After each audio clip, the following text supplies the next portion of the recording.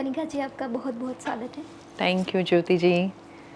मुझे ये प्लेटफॉर्म देने के लिए भी बहुत बहुत आपको भी thank you, because it's a platform जहाँ आके मैं अपने थॉट्स और जितने भी विमेन के साथ मैंने या रिलेशनशिप्स में मैंने प्रॉब्लम्स देखी है उनको मैं यहाँ पे शेयर कर सकती हूँ। और ये मैसेजेस जो है मेरे अंदर वो मैं लोगों तक पहुँचा सकूँगी।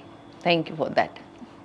आपने अपना कीमती समय इसके लिए दिया, उसके लिए आपका बहुत बहुत शुक्रिया। Thank you once again. Kanika ji, आप एक रिलेशनशिप कोच हैं, जी। तो आपके नज़रिए से अगर देखा जाए तो रिलेशन की डेफिनेशन क्या होती है?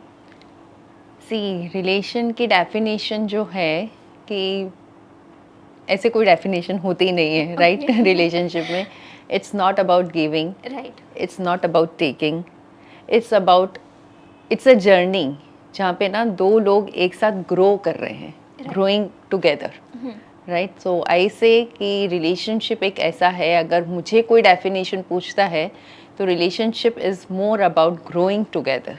राइट। क्योंकि दो इंसान जो हैं दोनों डिफरेंट पर्सनालिटी के हैं, दोनों जो हैं उनकी कंडीशनिंग है अलग अलग हुई है, राइट? उनकी परवरिश अलग हुई है, अलग शहरों से होते हैं कई बार, तो सब कुछ डिफरेंट है उनका जो एक साथ आए हैं। राइट। ना आई पहले सिर्फ आप आई से देखते थे, मी होता था, but now it's a we. Right. तो दोनों को एक दूसरे का बहुत सपोर्ट करना है और एक साथ ग्रो करना है। Right. So relationship is more about growing together, not about giving and taking. पहले के समय में ऐसा था कि अगर किसी रिश्ते में अनबन हो रही है तो रिश्तेदारी होते हैं और उनको समझा देते हैं, लेकिन आज के समय में अभी हमें रिलेशनशिप कोच की भी ज़रूरत पड़ रही है। Right. तो आपको क्या लग रहा है, इसकी ज़रूरत अभी इस समय में क्यों पड़ रही है? ऐसा कहूँगी कि ऐसा कभी था नहीं कि रिलेशनशिप में कोई प्रॉब्लम नहीं हुआ करता था, राइट। बट वो रिलेशनशिप के अंदर ही दबके रह जाता था। जैसे कि आप बता रहे हैं कि बड़े ही काउंसलिंग कर दिया करते थे उनकी, हाँ। राइट। बट एक्चुअल में वो काउंसलिंग होती थी या नहीं होती थी, वो उन्होंने जो किया था उनके एक्सपीरियंस से वो बात करते हैं कि अरे ये चीज़ तो हमने भी की थी, हमने ऐसे कर दिया था, हमने भी चलाया था, so you need to do the same thing. तो इस तरह से चीज़ें चलती करती पहले। और जो कंडीशनिंग के बारे में मैं बात कर रही हूँ, तो विमेन के अंदर एक ऐसी कंडीशनिंग डाल दी जाती थी कि तुमको एडजस्ट करना है, तुमको सेक्रीफाइसेस करने पड़ेंगे, तुमको बहुत एफर्ट्स डालने पड़ेंगे, और वो ही घर अब तुम्हारा घर है ना, माँ बाप का घर तुम्हारा घर नहीं कहलाएगा। दूसरा कि तुम्हारी अर्थी ही अब वहाँ से निकलनी चाहिए, राइट? ये सब चीज़ें औरतों को समझाई जाती थी, और आदमी को भी सेम चीज़ों के साथ उनको भी गुजरना पड़ता था कि घर की बात नहीं जानी चाहिए, मतलब घर की इज्जत आपके हाथ में है, ये सब चीज़ें बाहर स्प्रेड नहीं होनी चाहिए। तो कभी इन टॉपिक्स पे बात ही नहीं हुई। जैसे जैसे लोगों में ये समझ आने लगी कि बात दबाने से सॉल्यूशंस नहीं आएंगे, बात पे बात करने से हमारे अंदर अवेयरनेस आएगी, हमको जो सॉल्यूशंस हैं, डायरेक्शंस हैं, गाइडेंस हमको मिलने लगेगी।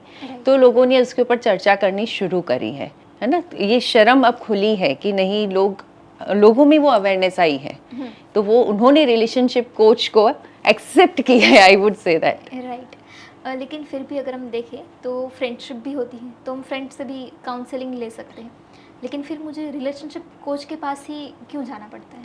Because we are not biased. Okay. हम एक्सपीरियंस से बात नहीं करते हैं। राइट। हाँ, आपके फ्रेंड्स होंगे वो अपना एक्सपीरियंस करेंगे, आपके जो बुज़ुर्ग हैं वो अपना एक्सपीरियंस बताएंगे। सो हम जो आपको बताने वाले हैं कि what is right, what are your values, what are your partners values, आप दोनों के बीच में प्रॉब्लम कहाँ आ रही है। आप अगर आपस में बात करेंगे, अरे तुम्हारा तो हस्बैंड गलत है, राइट, या तुम्हारी वाइफ गलत है, तुमको नहीं झुकना चाहिए, तुमको ये करना चाहिए, वो अपने थॉट्स आपके अंदर डाल रहे हैं, हम आपके थॉट्स आपके अंदर से निकाल रहे हैं, और उससे आपसे ही सॉल्यूशन हम ले रहे हैं, हम हमारा सॉल्यूशन नहीं दे रहे हैं, हम आपसे ही सॉल्यूशन आपसे ही अंदर से निकलवा रहे हैं। That is the difference. Okay. आपके पास जो भी केसेस आते हैं उसमें ज़्यादातर कैसे केसेस होते हैं? केसेस हर तरह के होते हैं।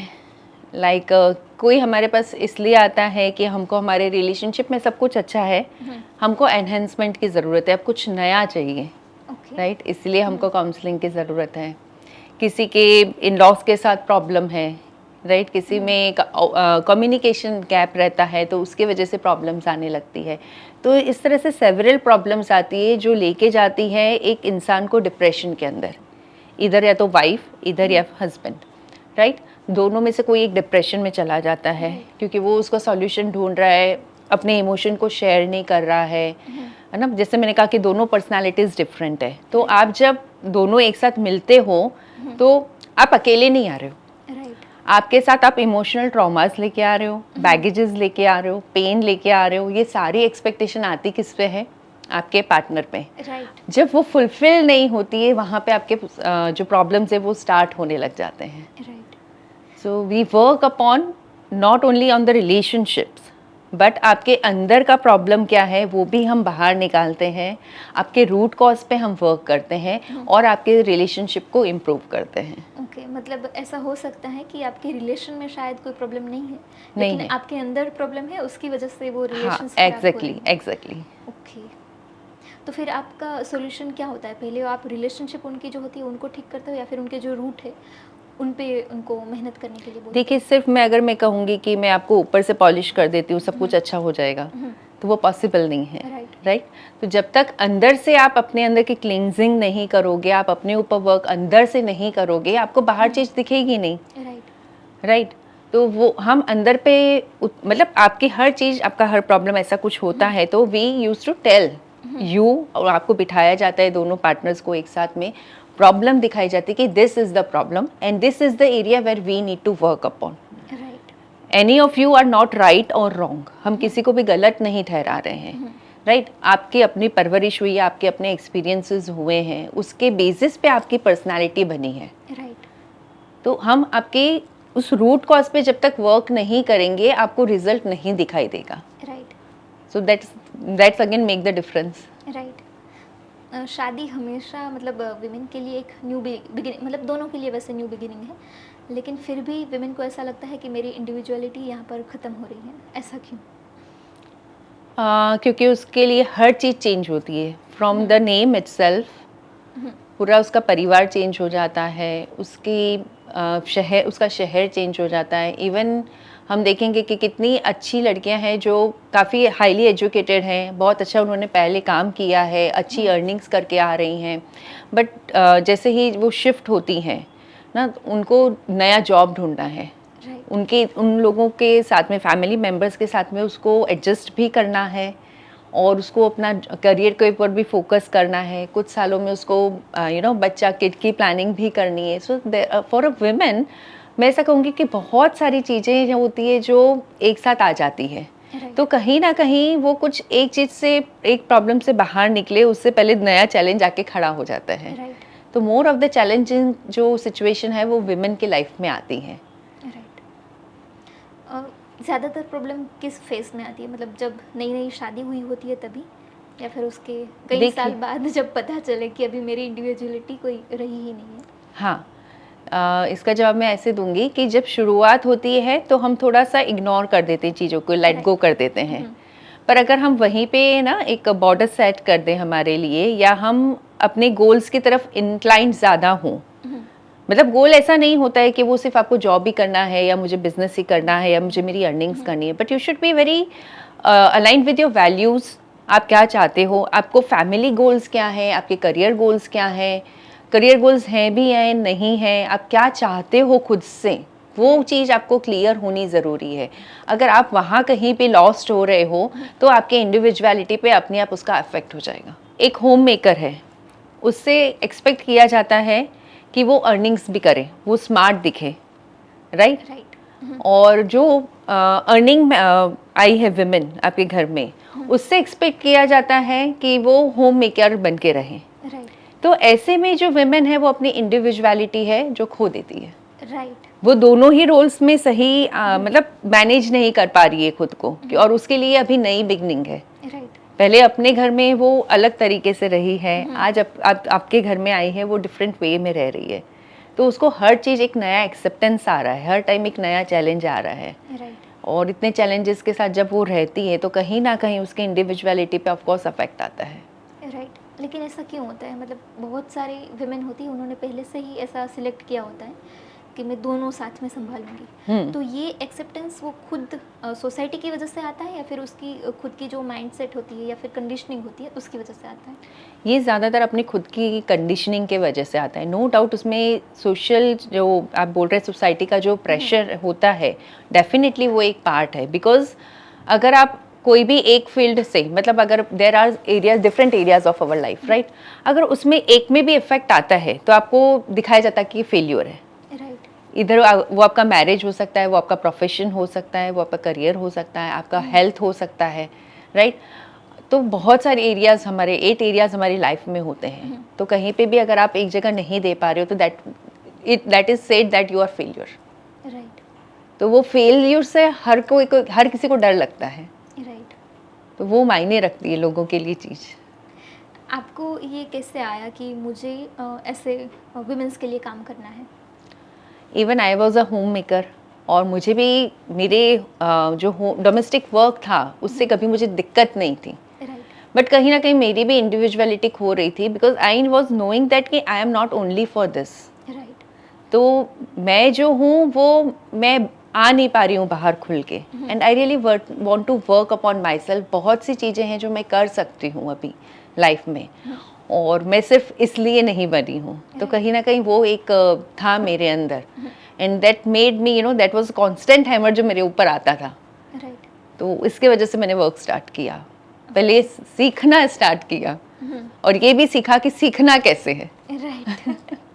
Because you have to start from zero Right. Mindset कि आपको कुछ भी नहीं आता है। जब आप कोई भी चीज़ सीखने जा रहे हो तो आपको एक माइंड में आपको क्लियर करके जाना पड़ता है कि आज मैं सीखने जा रहा हूँ। राइट।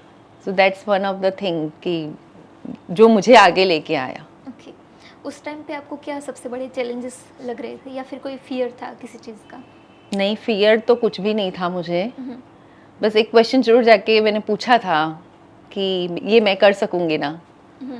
तो क्योंकि मेरे लिए पूरा एक न्यू बिगनिंग था, जो मैं कभी घर से बाहर भी नहीं निकली थी आज की लाइफ में। मतलब भाई क्या चल रहा है, नया ट्रेंड क्या है। तो ये ज़रूर जाके क्वेश्चन मैंने पूछा था हमारे एचआर से कि would I be able to do it और नॉट। राइट। तो उनका जवाब था कि you just pursue it, you will get answer in your journey. वाह। ज़्यादातर वुमेन को जैसे आपने बोला कि आप होम मेकर थी, लेकिन आपने फिर वापस कमबैक किया, लेकिन बहुत सारी वुमेन कर ही नहीं पाती हैं, और फिर उनको गिल्ट होता है कि मैंने कुछ नहीं किया। तो उनके लिए आपका क्या सजेशन होता है, या फिर आपकी advice? It's never late. If you are feeling that कि ना आपके अंदर ये फीलिंग आ गई है, आपके अंदर ये गिल्ट है कि मेरी लाइफ ऐसे ही जा रही है, तो who is stopping you? It's you only Right. Who has stopped yourself. आप हाथ बढ़ाओगे, आप मांगोगे कि मुझे ये करना है। मैं तो कहती हूँ मांगने की भी ज़रूरत नहीं है, आप मैसेज खाली डिलीवर करो। आप यूनिवर्स से मांग रहे हो कि मुझे डायरेक्शन दीजिए, आप मुझे ये करना है, मैं कैसे कर सकती हूँ। या किसी को ये अभी पता ही नहीं है, जैसे कि मेरा हमारी पहले बात हुई थी, मैंने उसमें आपको पता है कि 2 साल मैंने सिर्फ सर्च वर्क किया कि अब अगर मुझे Right. शुरुआत करनी है तो मैं कहाँ से शुरू करूँगी। राइट। राइट। तो ये मैसेज है और ये आपके अंदर से ही आएगा।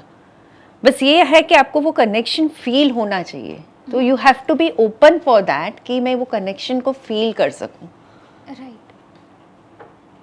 आपको कैसे समझ में आया कि मुझे इसी फील्ड में जाना है? जर्नी थोड़ी लंबी रही मेरी भी यहाँ तक आने के लिए, क्योंकि मैं अपने आप को ना देखती थी और फील करती थी उस चीज़ को कि मैं ऐसा कर रही हूँ। राइट। और मैंने कहा ना कि ये मैं नहीं हूँ जो मैं कर रही, सिर्फ मैं ये हूँ, लेकिन इससे ज़्यादा मैं हूँ। राइट। ठीक है ना। तो वो एक ज़्यादा वाला जो मेरा पार्ट था ना, वो उसको मैंने कुछ हिस्सों में देखा था, फील किया था। राइट। तो जब सर्च वर्क स्टार्ट किया तो कुछ चीज़ों को मैंने कि ये मैं नहीं करना चाहती, तो मैं क्या चाहती हूँ। राइट। हम ये हमेशा ये क्वेश्चन करते हैं कि मुझे ये नहीं चाहिए, ये मुझे पता है, पर मुझे चाहिए क्या ये मुझे नहीं पता है। राइट। तो वो जो चाहिए था मैं उसको ढूंढ रही थी कहीं ना कहीं, और वो जैसे ही ऐड आई मुझे क्लिक हुआ कि I need to search upon it. मेरे हस्बैंड ने भी मुझे सपोर्ट किया, मेरी फैमिली से भी मुझे सपोर्ट मिल गया अपने आप से, एंड बस वो जर्नी चलने लगी। एक के बाद एक मैंने कोर्सेज किए, लगा कि नहीं ये इसके बाद में मुझे ये भी करना चाहिए, इसके बाद में मुझे ये भी करना चाहिए। मेरे क्लाइंट्स की इसको नीड है, मुझे भी लग रहा है कि मुझे इसकी नीड है। तो Right. बस जर्नी चलती गई and it was like never looking back again. Okay. आपको कभी ऐसी मतलब गिल्ट ट्रिप में आप गए हो कि मैंने पहले क्यों नहीं किया ये? नहीं, कभी भी नहीं, बिकॉज इट्स लाइक अगर मैं गिल्ट में चली जाऊंगी कि ये मैंने पहले क्यों नहीं किया, तो मैं आज में नहीं हूँ, राइट। मैं आज को फोकस नहीं कर पा रही हूँ। मैं आज में रहना चाहती हूँ, मैं अपना कल अच्छा करना चाहती हूँ, तो आई नेवर वॉन्ट टू, मैं कभी गई भी नहीं because I was enjoying what I was doing. Okay. मुझे बहुत मज़ा आ रहा था और मैं वही करती गई और आगे बढ़ती गई। जैसे कि आपने बोला कि आपको फैमिली का सपोर्ट था, लेकिन अगर किसी को सपोर्ट ना मिले तो फिर उनके लिए आप क्या कहना चाहेंगे? Take small steps. ओके। एक बार में इंसान चेंज नहीं होगा और उसको करने की कोशिश करोगे तो वो बैकफायर होगा। राइट। तो आप छोटी छोटी चीज़ें करिए जिसमें कि रिजल्ट आप दे सकते हो, उनको दिखनी चाहिए कि आपके अंदर की कैपेबिलिटी निकल के बाहर आ रही है। Once they will able to see that, आपको वो सपोर्ट धीरे धीरे मिलता जाएगा। जैसे मैंने कहा ना, आपको मांगने की ज़रूरत नहीं है, you need to take one step, right. People will come and join you. Right. उनके माइंडसेट से वो काम कर रहे हैं ना, वो गलत नहीं है इंसान। राइट। और उनका वो डर जो है कि नहीं ये बाहर जाएगी तो घर का क्या होगा, वो भी गलत नहीं है, क्योंकि उनका माइंडसेट ही वही है। तो वो माइंडसेट को हमको धीरे धीरे चेंज करना पड़ेगा।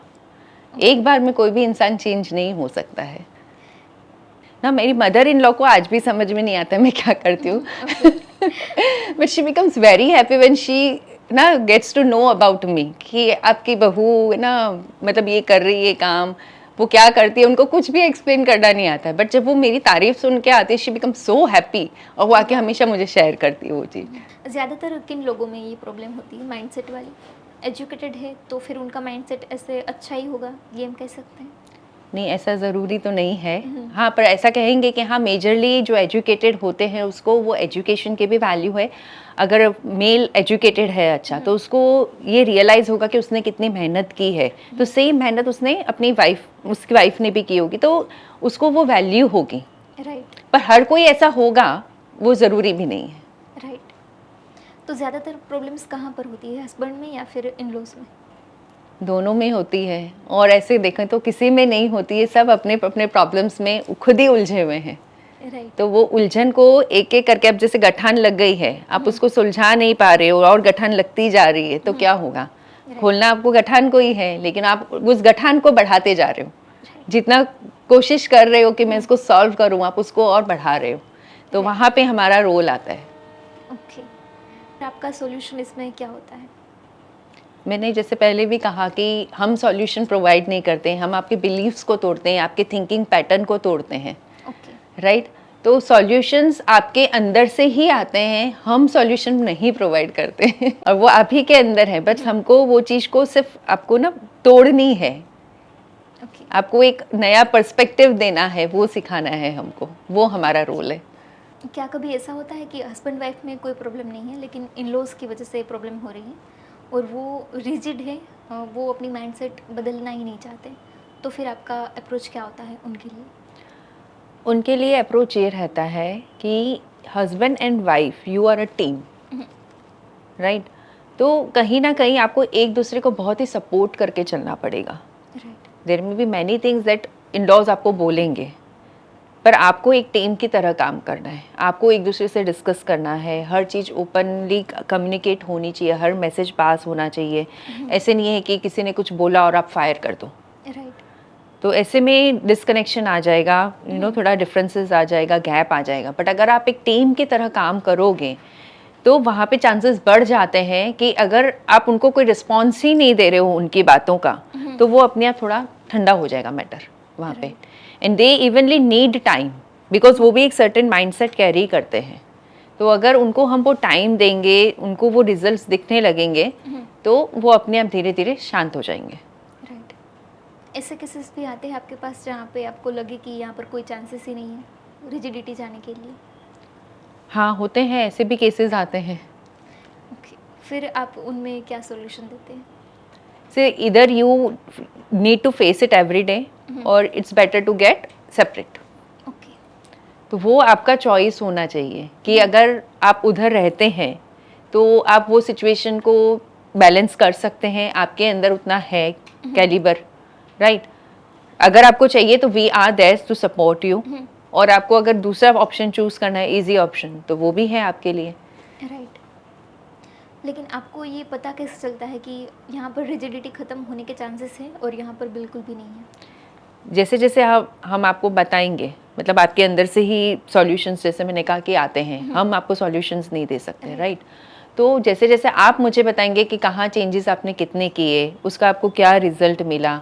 एक होता है कि मैं दीवार से सर मार रहा हूँ तो चोट मुझे ही लगने वाली है, तो आप इट्स बेटर कि मैं पीछे हो जाऊँ, है ना, या मैं उससे सेपरेट हो जाऊँ तो बेटर रहेगा।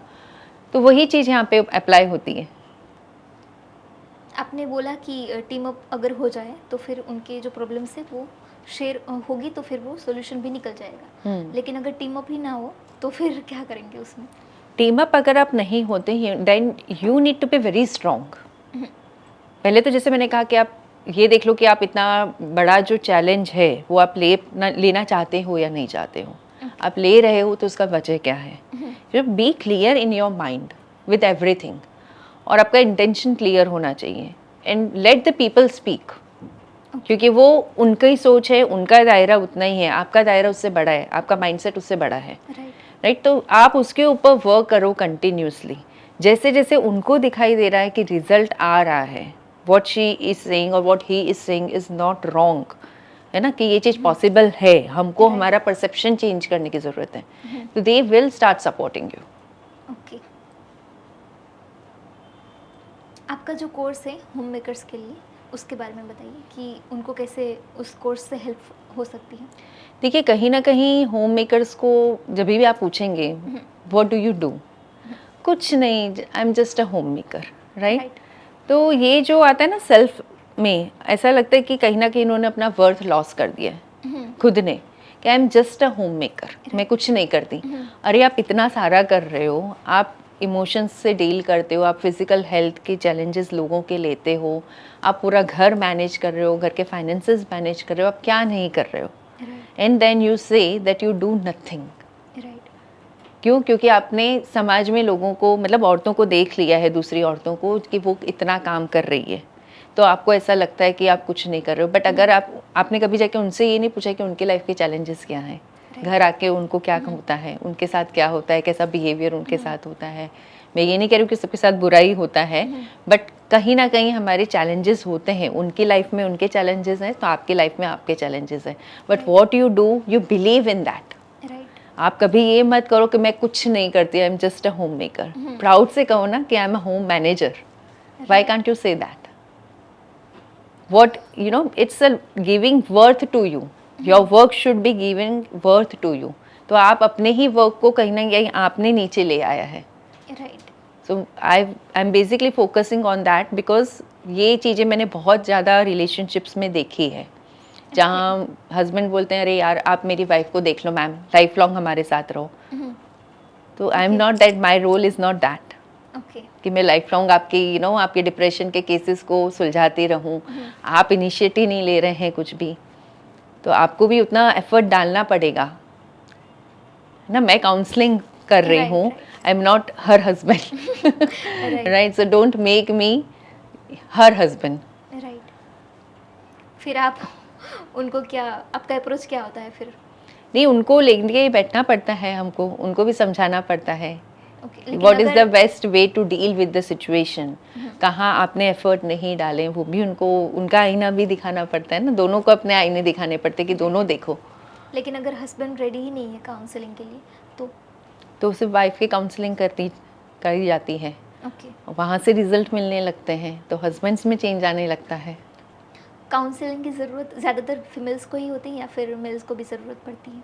नहीं, मेल्स भी आते हैं, और ज़्यादा ऐसा होता है कि मेल्स आते हैं कि हमारे रिलेशनशिप में प्रॉब्लम है, बट डाइवर्ट कर देते हैं वाइफ की तरफ। ओके। बट मैं बोल रही ना, जैसे एक केस ऐसा भी आया था जहाँ पे मेल के सेल्फ वर्थ में प्रॉब्लम था, फीमेल में प्रॉब्लम नहीं है। फीमेल को सब पता है, बिल्कुल क्लियर है, but she was in depression just because he was unable to take stand for himself. वो अपने आप को भी नीचे लेके आ रहा है, वो अपनी वाइफ को भी नीचे लेके आ रहा है। So what she wants to grow, but he doesn't allow to grow her. तो वहाँ पे बहुत इम्बैलेंस हो जाती है चीज़ें। तो ऐसा नहीं है कि सिर्फ फीमेल को ज़रूरत है, मेल को भी कई बार उतने ही सपोर्ट की ज़रूरत होती है। और मेल में जैसे होता है ना कि फीमेल को कुछ कंडीशनिंग के साथ बड़ा किया गया है, तो वैसे ही मेल्स को भी किया गया है कि आप रो नहीं सकते हो, आप अपने इमोशंस को एक्सप्रेस नहीं कर सकते हो। तो कहीं ना कहीं वहाँ पे जो होता है वो मेल का वो पार्ट दब चुका है। तो हमको वो खुलवाना पड़ता है उनसे, उनको ओपन अप करना पड़ता है कि आप अपनी चीज़ों को शेयर करो। बिकॉज आप आए हो, आप मुझे पे कर रहे हो उस चीज़ के लिए, और अगर आप मुझसे हाइड करोगे so how would you get the result. Right. लेकिन क्या आपको लगता है कि सिर्फ एक इंसान का माइंडसेट चेंज हो जाए, जैसे कि फीमेल कोई आई है आपके पास, उसका माइंडसेट आपने चेंज कर दिया, उसने बाउंड्री बनाना सीख लिया, लेकिन इन लॉज में प्रॉब्लम है या फिर हस्बैंड में प्रॉब्लम है, तो वो सब भी उसकी वजह से चेंज होना शुरू कर देंगे? हाँ, धीरे धीरे, it's a long term process, but धीरे धीरे उसका रिजल्ट आपको मिलने लगेगा। Okay. May be in 5 years, may be in 6 years, but you will definitely get the result. उतना पेशेंस आपके अंदर होना ज़रूरी है। ओके, मतलब बहुत लंबी जर्नी है हाँ, फिर। लंबी जर्नी है ये, एकदम से नहीं होगा। दैट्स व्हाई आई सेड कि टेक स्मॉल स्टेप्स। उनको एक चीज़ के साथ पहले कंफर्टेबल करो, क्योंकि वो उस चीज़ के साथ कंफर्टेबल नहीं हुए हैं अभी। जब तक कंफर्टेबल नहीं होंगे तब तक वो प्रॉब्लम आएगा। ओके, तो ऐसी कोई परफेक्ट रिलेशनशिप होती है जहाँ पर ऐसे कोई प्रॉब्लम्स ही ना हो? ऐसे कोई रिलेशनशिप नहीं होती जिसमें प्रॉब्लम्स नहीं होंगे। Okay. You have to make it perfect. Okay, in general आपकी क्या एडवाइस होती है रिलेशनशिप के लिए, किसी भी रिलेशनशिप के लिए? इन जनरल मैं ये एडवाइस करती हूँ कि आपके अंदर जो भी है आप शेयर करिए। आप उसको हाइड करके मत रखिए, अपने तक मत रखिए, क्योंकि ये एक ऐसा रिलेशनशिप है ना जहाँ पे आप 24 hours you are together, in and out आपको एक दूसरे के बारे में पता होता है। राइट, पता होना भी चाहिए। और अगर आपने कोई चीज़ छुपा के रखी है, दबा के रखी है, तो कहीं ना कहीं आप भले नहीं बताओ, पर सामने आपकी वाइफ को या आपके हस्बैंड को वो चीज़ें दिखाई देने लगेगी। राइट, तो इसके वजह से कॉन्फ्लिक्ट्स हो, उससे बेटर है कि आप अपनी चीज़ों को शेयर करिए। जितना शेयर करोगे, जितना ओपन अप होगे, आप कहीं ना मेल्स में ये चीज़ें देखो कि उनका वीक पॉइंट होता है कि वो शेयर नहीं करते हैं। शेयर करने से घबराते हैं, तो उनको ऐसा लगता है कि नहीं, हमको सिखाया ही नहीं है, हम नहीं बता सकते, वी आर मर्द। लेकिन उनकी फिर अगर मेल फ्रेंडशिप है तो उनको तो वो बताते ही है, फ्रेंड्स में बात होती है, फ्रेंड्स में बात होती है, वाइफ में बात नहीं होती ना। हाँ, वाइफ को क्यों नहीं बता सकते? हाँ, क्योंकि वहाँ पे बोलते हैं ना कि वो मुझे कमज़ोर समझेगी। ओके। वो उसको एक ट्रस्ट चाहिए, मैन को भी एक ट्रस्ट चाहिए कि विमेन उसके ऊपर ट्रस्ट करें। अगर वो ट्रस्ट खो देगी तो वहाँ पे उसका बोलते हैं ना कि उसके ऊपर क्वेश्चन मार्क लग जाएगा, उसकी रिस्पेक्ट पे क्वेश्चन मार्क लग जाएगा, तो वो आदमी बर्दाश्त नहीं कर सकता है। बट अगर आप थोड़ा सा अपोजिट हो जाओ, आप अपनी चीज़ों को खुल को बताने लगो, आपके साथ क्या हुआ है, आपके हर एक एक्सपीरियंस को आप शेयर करो, तो विमेन जो है वो आपको और रिस्पेक्ट देगी। आपके ऊपर ट्रस्ट बढ़ेगा। पर हमारी कंडीशनिंग इस तरह से हुई है कि man used to hide it. Okay, तो फिर फीमेल के साथ हमें मेल की कंडीशनिंग भी चेंज करने की ज़रूरत है। ओके, जैसे कि हमारी बात हुई थी बीच में कि फ्रेंडशिप है तो उसमें भी प्रॉब्लम्स तो आते ही है, लेकिन फ्रेंडशिप में ऐसा नहीं होता कि फिर हमें रिलेशनशिप कोच की ज़रूरत पड़ती है। वो आपस में ही हम सुलझा लेते हैं। हाँ। लेकिन जो हस्बैंड वाइफ का रिलेशन है उसी में ऐसी प्रॉब्लम आती है, तो उसके लिए आपका क्या कहना है? मैं यही कहूँगी कि फ्रेंड आपके साथ 24 आवर्स नहीं रहता है। जो पार्ट वाइफ ने हस्बैंड का देखा है या हस्बैंड ने वाइफ का देखा है, वो फ्रेंड ने भी नहीं देखा है। है ना? तो कोई चीज़ें हैं जो वो दोनों ही आपस में शेयर करते हैं। उसको कोई तीसरा पर्सन शेयर नहीं कर सकता है। और फ्रेंड जो है ना, उसको आपने चूज़ किया है और आपके साथ शायद बचपन से होगा वो फ्रेंड। तो वो इन एंड आउट वो भी आपको जानता है, बट स्टिल आपका एक पार्ट बाकी है जो इसी रिलेशनशिप में आता है, हस्बैंड एंड वाइफ के रिलेशनशिप में। वो फ्रेंड के रिलेशनशिप में भी नहीं आता है। यंगस्टर्स में भी ऐसी प्रॉब्लम्स आती है रिलेशनशिप की वजह से? हाँ, यंगस्टर्स में भी आती है इस तरह की प्रॉब्लम्स, बिल्कुल आती है। और ऐसे एक आध दो केसेस आए भी हैं जिसमें हम लोग ने उनका कॉन्फिडेंस वापस बिल्डअप किया है। ऐसा क्या होता है कि वो दूसरे, जैसे कि लड़का है और लड़की दोनों अटैच्ड हैं, सपोज ब्रेकअप हुआ, तो लड़की या लड़के की दो में से एक की सारी खुशियाँ उसी के अंदर है। वो खुशियों के लिए ही उसको ढूंढता है। वो है तो खुशी है, that is the mindset, okay, right. वो है तो मेरा रिस्पेक्ट है, राइट, इतना लोग अपने आप को उस चीज़ से जोड़ लेते हैं। तो उसके ऊपर भी हम वर्क करते हैं कि भाई आपका जो आपका ग्रोथ है या आपका रिस्पेक्ट है वो उसके ऊपर डिपेंडेंट नहीं है, आपकी खुशी जो है वो उसके ऊपर डिपेंडेंट नहीं है। It's just a part of life, it's not a complete life. Right, वो चीज़ें हमको आज की जनरेशन को भी सिखानी है, और जो मेरी जनरेशन है उसको भी सिखानी है राइट, कि marriage is a part of life, it's not a complete life. Right. Breakup सहन करना इजी हो जाता है, लेकिन डिवोर्स सहन करना मुश्किल होता है, ऐसा क्यों है? देखिए, डिवोर्स हो या ब्रेकअप हो, जब जो वो चीज़ से पास हो रहा होता है इंसान, तो वो उतना ही पेनफुल होता है। राइट, कि जिसका ब्रेकअप हुआ है उसको ये नहीं पता है कि डिवोर्स का पेन क्या है, राइट, तो उसके लिए भी वो पेन उतना ही है जितना कि जब डिवोर्स हो रहा है तब है। क्योंकि उसने भी कुछ जर्नी, शायद 6 महीने की, साल की, 3 साल की, उसने भी पास ऑन की है राइट, कि मैंने इतना सब दिया। क्वेश्चन वही है कि मैंने इतना सब किया, फिर भी ये आज हुआ। राइट, तो ऐसा नहीं होता है कि इसका पेन कम है या उसका पेन ज़्यादा है। और मैं तो ये कहूँगी कि जब हम जैसे टीनेजर्स में ही अगर आज हम देखते हैं कि अफेयर्स हो जाते हैं, तो उनका कॉन्फिडेंस ज़्यादा कम हो जाता है, ज़्यादा जल्दी कम हो जाता है। ओके, तो उनके ऊपर काम करने की ज़्यादा ज़रूरत है आज। राइट। लेकिन फिर मैरिज में सोसाइटी इन्वॉल्व होती है, तो शायद उसकी वजह से वो ज़्यादा ट्रॉमा लगता है। देखिए, मैरिजेस के, ऐसा मैं कहूँगी तो बहुत सारी चीज़ें इन्वॉल्व होती हैं। मैरिज इज़ नॉट अबाउट, वैसे देखो तो it's about 2 people, right, but हमारे इंडियन कल्चर के अगर हम देखते हैं तो वहाँ पे बहुत सारी चीज़ें दूसरी जुड़ जाती है। बहुत सारे ट्रेडिशंस हुए हैं, बहुत सारा फाइनेंसेस लगा है, आप क्या किड है, आप नेक्स्ट क्या करने वाले हो, what would be your next step. तो पूरी एक बहुत बड़ा क्वेश्चन मार्क आ जाता है सामने जब हम डिवोर्स के बारे में बात करते हैं। तो अगर आपका बच्चा हो गया तो उस बच्चे की केयर कौन करेगा, उसका क्या होगा, फीमेल कमा रही है, नहीं कमा रही है, तो फीमेल के लिए तो कम्प्लीटली एक पूरा नया बहुत बड़ा चैलेंज, नई पूरी लाइफ ओपन होने वाली है। राइट, तो it's not easy for a women to take divorce. Right. अगर विमेन कोई अपनी बाउंड्रीज सेट करती है, तो उनको लोग इजीली कह देते हैं कि ये तो सेल्फिश है। लेकिन यही चीज़ अगर मेल पर्सन करे, तो उनको बोला जाता है कि ये तो बहुत स्ट्रॉन्ग है। तो ये माइंडसेट कब चेंज होगा? ये माइंडसेट तो देखिए कब चेंज होगा वो तो मैं नहीं जानती, बट अगर फीमेल बाउंड्री क्रिएट करती है, दैट मीन्स मैन ने वो बाउंड्री क्रिएट नहीं की है, राइट, इसलिए उसको वो बाउंड्री क्रिएट करनी पड़ रही है। जैसे आपने कहा कि मजबूत है या स्ट्रॉन्ग है ना आदमी, तो उसकी वाइफ को कोई कुछ कह नहीं सकेगा अगर आपने वो बाउंड्री ऑलरेडी तय कर रखी राइट, है ना। तो इट्स बेटर कि मेल वो बाउंड्री को क्रिएट करके रखें, क्योंकि उस दायरे में अब वाइफ भी है, माँ भी है, मतलब दूसरे फैमिली मेम्बर्स भी हैं, सब उस दायरे को मेंटेन करके रखेंगे। राइट। ऐसा रिस्पॉन्सिबिलिटीज़ में भी देखा जाता है कि अगर वुमेन ज़्यादा रिस्पॉन्सिबिलिटी ले रही है, तो उसको हम बोलेंगे कि ये तो सुपर वुमेन है। लेकिन ऐसे ही अगर वुमेन वर्किंग है और हस्बैंड उसकी हेल्प कर रहा है किसी काम में, तो उसको हम अलग नज़रिए से देखते हैं। देखिए, लोगों का सबका अपना नज़रिया है, राइट, उनको अपने नज़रिए से देखने दो। Okay, you do what work together for you. Right, जैसे मैंने कहा कि हस्बैंड एंड वाइफ टीम है, राइट, तो आपको अपनी टीम बना के चलनी है। अगर आप दूसरों की टीम में ध्यान दोगे तो आपकी टीम खराब हो जाएगी, राइट।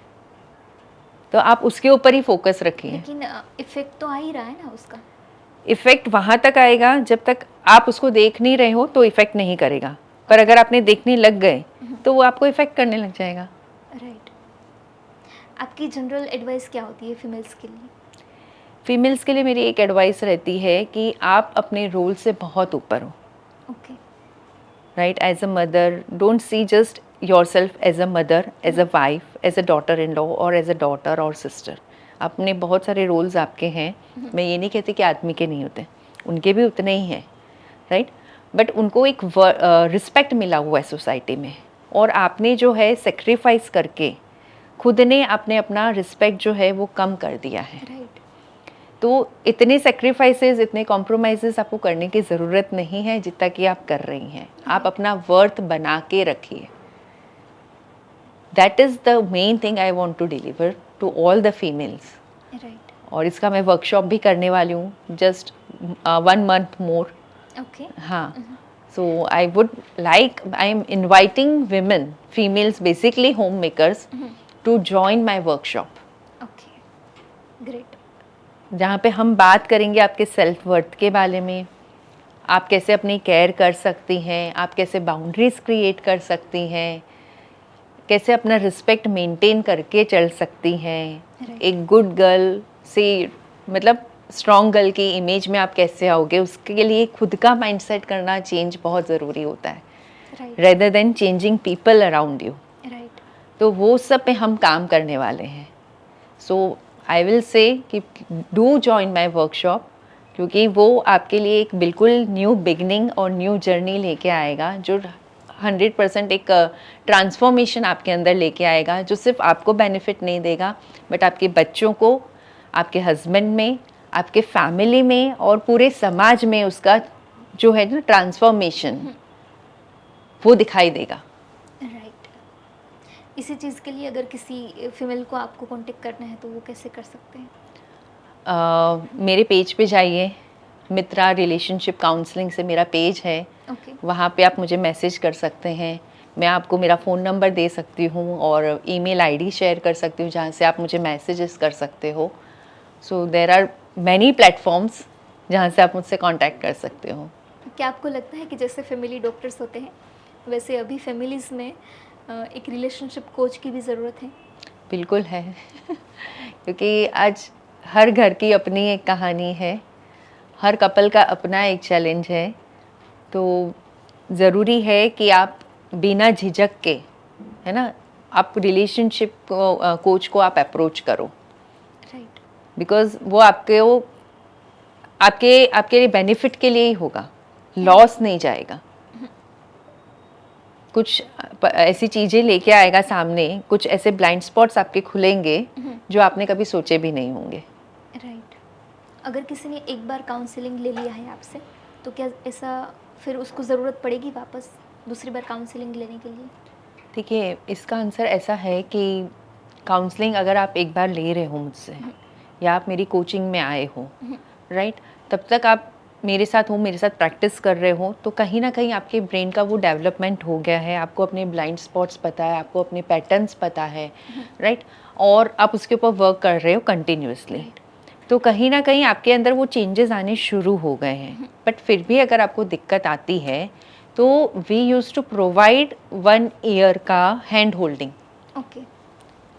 तो आप कुछ मतलब आपको पूरा हम फैसिलिटेट कर देते हैं कि आपको बेस्ट रिजल्ट हम प्रोवाइड कर सकें। ओके। और हम तब तक आपको नहीं छोड़ते हैं जब तक हमको ये कॉन्फिडेंस नहीं आता है कि आप अभी रेडी हो। ओके।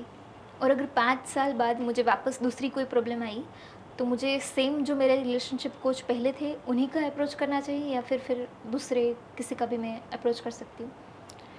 इट डिपेंड्स टोटली कि आपका लोकेशन क्या है, आपको फिजिकल चाहिए, आपको ऑनलाइन सेशंस चाहिए, आपको कैसा चाहिए, ओके। राइट? तो मैं ये नहीं कहूँगी कि अगर आपने मेरे से किया है तो आप मेरे पास ही आओ। It's totally up to you. हाँ, बट आप आते हो तो ये है कि आपकी पूरी हिस्ट्री रिकॉर्ड मेरे पास है, आपके साथ पास्ट में क्या क्या हुआ था, तो it becomes easy for me and for you as well कि जितना भी पास्ट में हुआ है वो आपको वापस से रिलिव नहीं करना है, right. Because I know it all. Right. तो it's better to have one rather than moving. और आज तो ऑनलाइन ज़माना है, तो हर चीज़ ऑन क्लिक है। राइट। तो it's better to connect with 1 person, चाहे वो कोई भी हो। ओके।